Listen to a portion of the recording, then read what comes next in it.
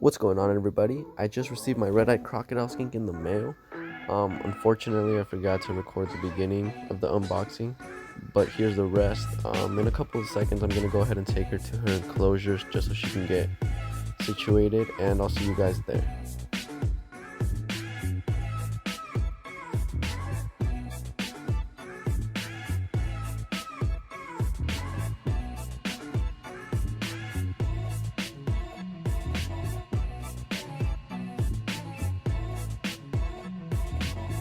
Oh man, I don't want to hurt her.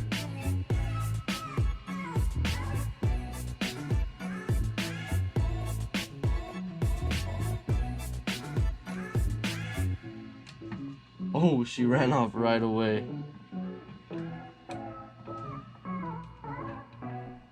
Yeah, obviously she came in super healthy. Really happy to see that.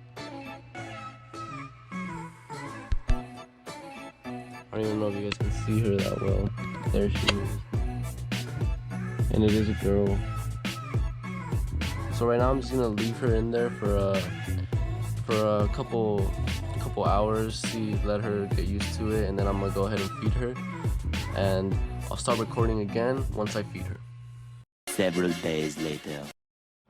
What's going on, guys? I'm Johan, and I'm gonna be doing a little walkthrough video on my reptiles enclosure. So I do have a red-eyed crocodile skink, and the only reason why I'm doing this is because I noticed that on the internet there's not that many people that have these reptiles, so it was pretty hard for me to understand what I needed to do to take care of it, and I had to learn a lot on my own. So I'm hoping that I can maybe help you guys out with this. So to begin, I have an 18 by 18 by 18 tank. It's an Exoterra tank. That means that the width, the height, everything is 18. And in the bottom, I found that this is the best way to keep mold from growing, because obviously the tank has to be very humid. It has to be from 70 to 90% in between that. So yeah, mold can grow pretty easily. So what I did was I got hydro balls, and then this is just what's it called? That's just turtle pebbles. That's just for decoration. But then these red rocks, I forgot what they're called, but I got them at our local reptile shop, and that also kind of helps keep the humidity in there. And these, they kind of just soak up all the water that goes down there and all that other stuff. And then this is a mesh, so that's like a filter, and that helps filter everything out. And then the dirt, that's just I just got some like local dirt, I guess you could say, from my reptile shop. And on top I did have some moss, but it's getting kind of old, so I should change it in a little while. She did just eat, so that's why there's only 2 mealworms in there. For her overall I guess meal, or whatever you want to call it, or her diet, I only feed her dubia roaches and mealworms, and every once in a while I'll feed her some silkworms, but those are pretty fatty, so I only use those as treats. Some mealworms can be very fatty too, but not as bad as silkworms.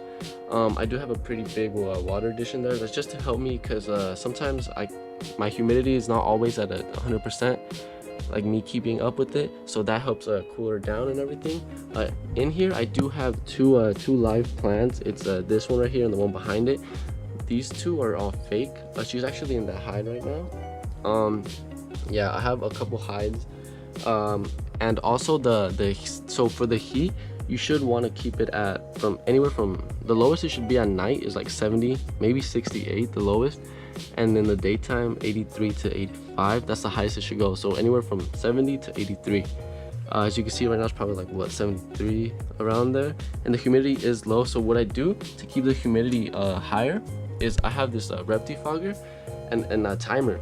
So I think every 3 hours this goes off, and it just helps keep everything, humid the way it's supposed to be.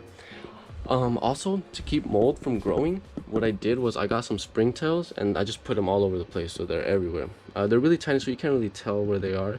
And then I also got some isopods. So the ones that I got are Porcellus scaber orange Dalmatians. Those honestly, they're pretty expensive, but the ones that I got are like really good for the type of kind of climate I got going on in here, because so the hottest it can be for them is like 85, and the lowest it should be is like 72. So that's like perfect with this, right? I can't really find them. They dig around a lot. Maybe I'll find some for you guys later. But yeah, and what I've noticed that helps out a lot with keeping the humidity high is, so what I did up here, I put some foil on like half of this, so that's the other half, right? So this is where the foil is at, and then I put some duct tape over it to keep that part humid, like, you know, to keep the air from coming out. And then on that side, it's just kind of to keep it like ventilating. And for the lights, so for nighttime I use a 25, I believe it's a moonlight. I don't use the red one because I don't know, I've heard a lot of things about those and I just didn't really want to get into that. But I use a moonlight basking bulb that's only 25 watts, and then for the daylight one it's 50 watts. But yeah, you know, it's a low one, not too high. And then I also have a 5% UVB bulb. So red-eyed crocodile skinks, they don't really need UVB, but I mean, every animal benefits from UVB, so I thought, you know, might as well, if she gets it, that'll help her out.